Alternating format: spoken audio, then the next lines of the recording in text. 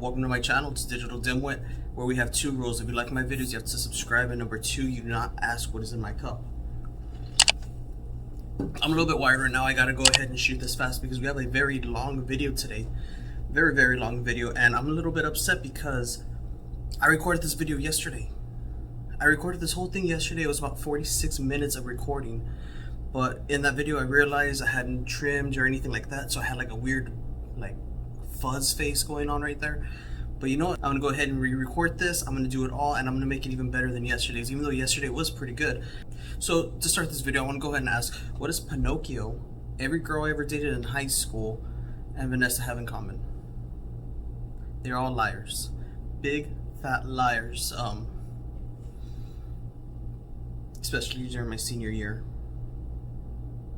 Anyway, this video I'm calling Deceit, a political platform built on lies, because we're going to be going over some of the biggest lies Vanessa has told and continues to tell to this day. Just want to go ahead and say that this video was made by the help of several people. Since I started making my videos, several people have reached out to me in private messages, telling me their stories that they've dealt with Vanessa, showing me videos, photos, audio clips, yes, audio clips, bringing things to my attention that I should be talking about. And that's what this video is going to be. This video is all suggested content from people who have watched my videos, and I thank you everyone for helping me with these ideas, and this video is for you all. Those of you who may know, I did start the petition, the famous petition that went around for one very successful weekend. That was my petition. I want to thank everyone who commented on it, who shared it, who signed it. Over 700 signatures in a weekend, which is amazing, way more than I thought. I thought I was going to get maybe 100 people, and then from that 100 people I would go ahead and work with what I could. But it astonished me, it blew me out of the water, and I am thankful for every single person that took the time to go ahead and visit that change.org site and put their information. And I want to go ahead and say, a petition isn't law abiding. It's not it's not somewhere where you just go in and write in a law that you want to make happen and make it happen just based on signatures. It's change.org is more of a suggestion for you to voice an opinion or an idea of yours, and to kind of gauge how many people agree with you. It's not law abiding. Whatever is written on change.org doesn't go into law. If so, the word moist would have been banned, ants would have been called spicy boys, and I would have had an Alf Funko Pop on my desk. And I love Alf, I love Funko, and I don't have no Alf Funko, because these are all just suggestions. Some are funny, some are very topical when they're written, and I just wrote mine as a concerned citizen for my community. You go ahead and read the original petition. I did not mention anything about Vanessa's financial status, her looks, her appearance, her mental health, her home, her child situation. I didn't mention anything like that. I just went ahead and mentioned the facts, the arrest, the charges. That's my decision, just to focus on what we see her do. I'm not one to attack her for her mental health. Yes, I went ahead and I made a video about it, but that was backed up by research. That was a lot of work went into that video. I used evidence of her. I didn't go ahead and say she's a narcissist. I even titled it, "Is she a narcissist?" And speaking about the petition, let's rewind back to the petition a little bit. If you weren't threatened by it, if you weren't scared of it, if you knew nothing was going to happen, if you weren't worried, why fight it? I mean, if you weren't worried and you felt nothing was going to happen, why do anything about it? I feel like you did, because you were a little bit worried, because you saw that it was getting a lot of attention. I had made posts that I had been in touch with a local media about it. I had been in touch with city and county judges about it. And I'll get into those emails and those conversations if what's going on behind the scenes works out for me.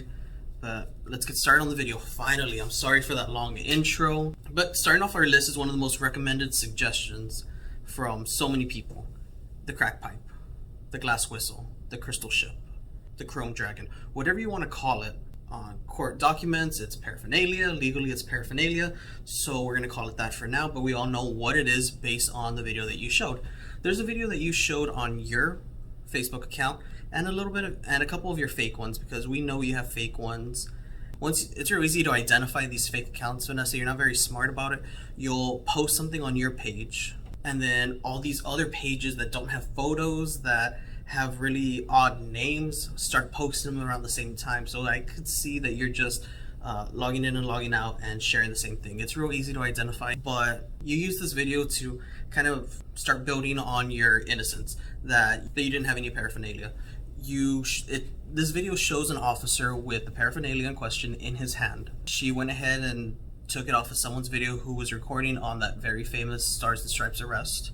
And you went ahead and said that it was planted by corrupt officers. And I just want to know, Vanessa, is that really true? Because your very first live, I mean, you couldn't help yourself. You had just gotten in the car after you got out of jail. And of course, you had to go live. In that live, you went ahead and said that was not mine, that was in my house, and that I did not want to throw away in the trash because it was not something that I wanted anybody to, I did not want that on my property. But that already falls apart on itself. If you didn't want this piece of paraphernalia in your house, why not throw it in the trash? You said you didn't want to throw it in the trash because it would have still technically been at your house, but it would have only been there for a few days because trash day would have come up, would have picked it up, and you would have never seen it again. I don't know why you would want to keep this in your car where it's always within arm's reach. I mean, do you need it to be at arm's reach? Is that kind of like how you start your lives? I have no idea. It just makes no sense for you to keep it in your car where it's easily accessible to you and within reach of your children. That's the big no-no here. I don't see why you think that would be smarter to put it in your car where you were, I want to say, about 80% of the time along with your daughters. I say if you wanted to keep it, that's fine. There's plenty of people that have paraphernalia, but they're smart about it. They don't get caught with it. They keep it in their house. They hide it somewhere in their house. They certainly don't just drive around with it, especially when you know the police tend to check down with you, to do welfare checks and stuff like that. Why keep anything around? I mean, Mother of the Year, am I right, people? So I just want to know the truth. Everyone wants to know the truth. Was this planted by a corrupt officer, or are you making false accusations that could jeopardize this officer's, this person, this human being, jeopardize his career, his livelihood, his image, just so you could try and retain a little bit of the image that your small group of followers believe? I mean, you could just answer the truth, own up to it, be an adult. You want to be a senator, you have to learn how to own up to things. I admit when I'm wrong all the time. Why can't you? This is going to be lie number 2. In the past, Vanessa has said that she's an RN. She's gotten in trouble for it before because she's just an LVN. Nothing wrong with LVNs, okay? Many of my friends are LVNs. They start off as LVNs and now RNs or change careers. There's nothing wrong with that. I myself was in the LVN program for a couple semesters. I decided that it was something my parents wanted, not me, even though I was doing very well in it. I couldn't see myself doing it. So why are you going to lie about being an RN? Okay, that's the past. That's a whole, that's old news. Why bring it up? But there's a website that basically it gives all their information, how to contact them. You can look up their education, their career path, their past political history, photos of them. It really is like a baseball card for politicians. On this website, it lists you as an RN. Why haven't you fixed that? Because it's a real big issue for you when someone identifies someone incorrectly in the media. Looking back at Sarah Stapleton, she was the former Democratic candidate of District 27 who lost out to Mr. Eddie Lucio Jr. But at one point, there was a chance that you were going to go against her. But yet you kept on bringing up the fact that she did an interview and the journalist that was interviewing her titled her as a Latina. That was a huge issue to you. I don't hear anyone else complaining about that. It's just one small little blurb. And I can assure you, a small group of people read that article, but you're reaching a much wider audience trying to make a big issue out of it. It's already passed. She's out of the race already, and you still continue to bring it up. So I'm bringing this up. Why can't you just be honest and say you're an LVN? If you're so ashamed of it and want to hide it, want to lie about it, why don't you do something with your life and go above an LVN? Go get your ADN of nursing or your BSN of nursing and earn that title. I mean, we all know you're all about taking titles that don't belong to you, biologist, but I say you just correct this career appropriation that you're committing. All right, number 3, that's how I do my 3s. Number 3 is a CPS investigation. I didn't know anything about this. Someone told me about this and showed me videos and gave me a little bit of backstory. I'm not going to go into details here, but Earlier this year, Vanessa decided to go live while a CPS investigator was making contact with her. Why you would want to document the fact that CPS is looking into you for the possibility of you being a bad parent is beyond me. If you want to record it for your own personal documentation, just save it on your phone and use it when you need to use it. No need to broadcast it to everyone. Now, even if it's not true, why broadcast it to everyone and planting the idea in people's heads that, hey, I might be a bad mom? The fact that you're on CPS's radar is bad enough, but why broadcast it? If you remember the clip, I'm going to go ahead and share it right here. So this is the fourth report that we received. So I'm working... This year alone. Yes. This year alone. No, one was last December and I'm working through this year. Since last December there was one frivolous CPS report. This is the third one just this year. So 4 in the span of 4 months. What was the one from last year about? I don't know. You're the one that mentioned the one from December. Or you mean prior to that? No, the one in December. Because you said that one was... Those allegations were not true. It was a frivolous report you just mentioned. That was the one concerning your grandfather. All of the complaints. The one in December. Wait, all of the complaints in which I'm being investigated by an anonymous source. Those are frivolous. Okay. But nothing else. I'm talking about CPS being used as a tool. Not when a parent is advocating on behalf. That's not a frivolous thing. Okay. That's a true thing. I just wanted to... That's not frivolous. That's not frivolous. That's not frivolous. That's different. That's a parent advocate. You were calling all these reports frivolous. You were saying that they were stupid, they were trivial, they held no water. You were saying that they were frivolous. So you were going on doing the Vanessa thing, and the CPS worker wanted to stop you. She interjected real quick and mentioned December of last year, December of 2019, and she wanted to see if she could get you on record saying that if that was frivolous. The reason for that is because it wasn't. Without getting into any information, okay, I don't want to reveal my sources or anything, but CPS was able to find evidence that supported the claims back in December, and this report was filed by the father of the children. He was concerned about his children, as anyone would be if Vanessa has her children with her, but this report held some truth to it. So she corrected you real quick, asking if that one was frivolous too. And real quick, you changed the subject. You wanted to get off topic because you didn't want her to further expose that you are, in fact, an unfit mother because CPS found evidence to use against you. But you won't talk about that. You backed down so hard knowing that she would have burned you on your own live. So you go ahead and go into defensive mode and say, okay, well that one, yeah, okay, but let's not talk about that one. But let's talk about all these other fake ones that people were putting on me. And yeah, that's not true. Well, if it's true at one time, it could be true all these other times. So that just shows that you lie. You lie when you say CPS has never found anything against you. You lie when you say every accusation that's ever been made to CPS about you is false, because it's not. Unless you want to talk publicly, I'm not going to say anything. But if you want to go ahead and give the information from your December investigation, go ahead. What number are we on already? Okay, number 4. We are on number 4. This one is courtroom versus live. Why does Vanessa play the victim? We all know the live Vanessa. I don't give a fuck. I don't care what the fuck you say. I don't give a fuck. I don't care. I don't care. I don't give a fuck. I don't care. Push me to the point where I have to put a bullet from this gun into your head, or I have to shoot you in your lungs or in your heart. I will do that. And the way that you, from now on, mira, let me talk. Okay. From now on, when you come to a call with me, you don't interrupt me. We're gonna go. Yes, bye. Okay. Rúmbate. Bye-bye. Bye. Bye-bye. Bye-bye. Tú también. Bye-bye. Bye-bye. Los dos. Rúmbanse. You guys are disgusting because you're a brown person.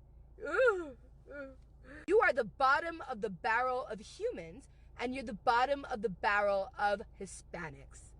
How these fucking Jakes and these fucking Beckys, they don't give a fuck that a Latina is saying something. These fucking white people are so fucking rude that they can't even shut the fuck up when somebody's talking about something serious. All of these fucking white people. Get the fuck out of here. We know all the different nicknames that people have given her. We know all the different personalities people have associated with her. But I want to know about this Vanessa. This is courtroom Vanessa. This is a whole different one. I guess she doesn't get a lot of screen time on her own lives, but in courtroom she gets all the screen time here. I want to know where that strong Latina is, that mother fighting for her children, that racist, that sexist, that very vulgar woman. Where is she during the court cases? Because this is all we get, and very unsatisfying. Am I going to be able to speak? And very disappointing that you have to lie. That you have to lie about your attitude, your personality in the courtroom. Which one's the real Vanessa? The scared, timid, fragile woman that we see in front of the judge, or that? So we see Vanessa very apprehensive here, and my theory about this, I don't know if it's true or not, is that Vanessa knows she's a bad mother. She knows she's a bad person, because she's smart enough to know that if she showed her true colors, the racist comments, the sexist comments, the swearing, the vulgar statements, if she shared that in court, these court cases would have been over back in June, because she would have never gotten her children back, because the father would have retained custody, and visitation would have been, a joke at the end of the court case. And she's smart enough to know that she should hide it, to try and win over the court. And when court's over, she's back on making her live videos about being the strongest Latina, that no one's stronger than her, that no man's gonna tell her what to do. And it's all a lie. If you have to lie to the court, you must know that you're an unfit mother. And you should admit to that rather than continue to lie about it. All right, number 5, the big one right here. This is gonna take up the most amount of time, so bear with me. How much time do we got right now? Okay. This one was brought to me by a couple of people. They sent me a lot of good information. I want to thank everyone who did this, everyone who shared any information for this video. I think everyone's asked to be anonymous at this point. I respect their decision. So here's the big one. Vanessa's entire political platform is built on education reform, special education, and her claiming to be the only candidate to be fighting for those things, to have done anything for education for the state of Texas. All that is a lie. Now, Vanessa did speak to the State Board of Education at one point, a couple of years ago, and I'm sure you've probably seen the video. Possibly unethical solutions to manage a budget. Abuse may come in many forms, including unjust practices. She shares it all the time as if she's MLK giving the I Have a Dream speech. But she did absolutely no research for what's said. No peer research. She did nothing about this. Instead of doing her own research and looking into this like she claims she did, she took all her information from 7-time Pulitzer-winning investigative journalist Brian Rosenthal. And it should have been 8 Pulitzers, because this article earned him a finalist spot for a Pulitzer Prize, but sadly he didn't win it. Luckily, he did win the Selden Ring for investigative journalism, so he is an award-winning article for his work that exposed that Texas was systematically denying special education service to tens of thousands of people. This hardworking journalist put so much time and work into this piece, all to be stolen and plagiarized by Vanessa. And plagiarism is a huge thing. People get kicked out of school, careers are ended for plagiarism, and here she is trying to build a career off of it. It's not going to hold up very well. She did make an appearance in the Texas Tribune early 2018, but she wasn't listed as an activist. She wasn't listed as a reformist. She wasn't listed as part of any organization. She was only listed as a concerned parent.